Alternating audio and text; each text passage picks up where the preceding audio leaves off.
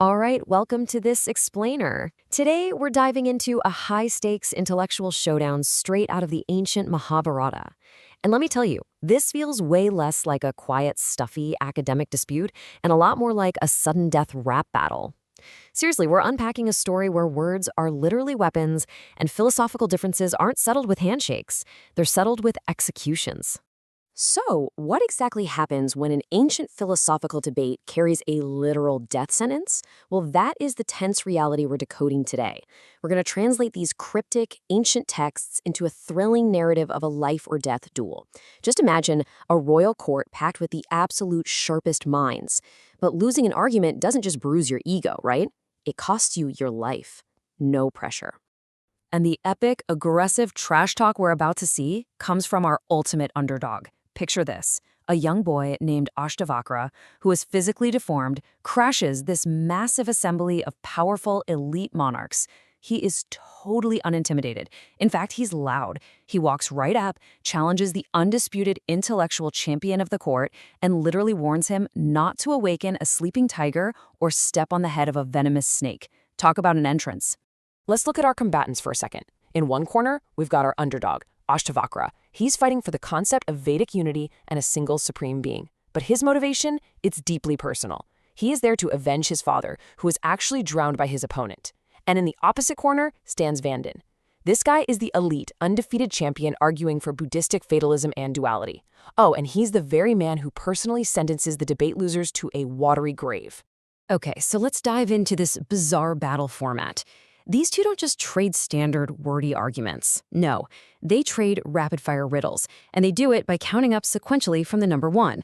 I know, it sounds like a simple counting game, right? But beneath the surface, these literal numbers are hiding lethal philosophical blows. Every single number is a coded strike at the other's worldview. It's an incredibly high-stakes test of intellectual agility. Round 1 kicks off, and Vandin asserts that there is only one fire that blazes in various shapes and one sun that illuminates the entire world. But here's the hidden trap. Vandin is secretly arguing that one single intellect is the absolute sole guide and lord of all human senses. He's establishing a baseline of pure intellect, trying to box Ashtavakra into a corner right out of the gate. But Ashtavakra instantly counters with a number 2. He cites 2 friends, Indra and Agni, who ever moved together, and the 2 wheels of a car. He literally doesn't miss a single beat. He matches Vandin's rapid rhythm and immediately escalates the philosophical strike. By firing back with the number 2, Ashtavakra is arguing that, hey, besides the intellect Vandin just mentioned, there's a second equally important faculty, consciousness. He uses this really vivid imagery of 2 birds on a tree or 2 wheels of a car to prove that intellect and consciousness jointly act as the leaders of our senses. Just like that, Vandin's single intellect theory is completely dismantled.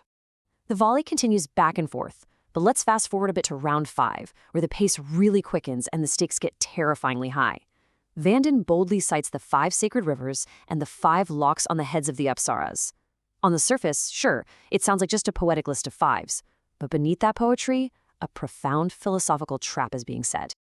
Here's the crucial point. Vandin is arguing for the absolute supremacy of the 5 senses alone. He's stating that these 5 senses are completely competent to cognize the whole world, and absolutely nothing else exists to perceive. Why is that such a dangerous trap? Well, if we only have those 5 senses, we're essentially just purely physical animals reacting to stimuli. Ashtavakra is forced to quickly counter this by jumping to the number 6, cleverly introducing the mind as a necessary additional 6th sense. He proves we're higher, reasoning beings. By round 9, this debate has evolved from human biology to a violent clash over the creation of the cosmos itself. Vandin brings in the heavy concept of prakriti, which is the passive or material cause of the universe. He argues that reality is just a mix of qualities from prakriti, attempting to establish the eternity of nature and the fundamental doctrine of duality. Basically, he is trying his hardest to box Ashtavakra into a purely material worldview. But Ashtavakra hits back with staggering force in round 10. He boldly asserts that Prakriti has no real independent existence of its own whatsoever. He argues that nature is merely an illusion. It's just a medium masking the one true reality, the supreme being. With that, he completely shatters Vandin's argument for duality, brilliantly reaffirming his stance on a unified, supreme soul that exists way beyond mere matter. So by round 11, the tension in the court is just agonizing. Vandin goes right back on the offensive, claiming the soul is forever fettered by the 11 objects of perception. What he's essentially arguing is that humanity, that you and me, are hopelessly bound to an endless cycle of misery and happiness, forever trapped by our own natural state and fleeting feelings. And Ashtavakra counters beautifully with the number 12. He argues that the supreme soul actually exists high above all this misery, and true emancipation can absolutely be attained. How, you ask? Well, through 12 specific virtues.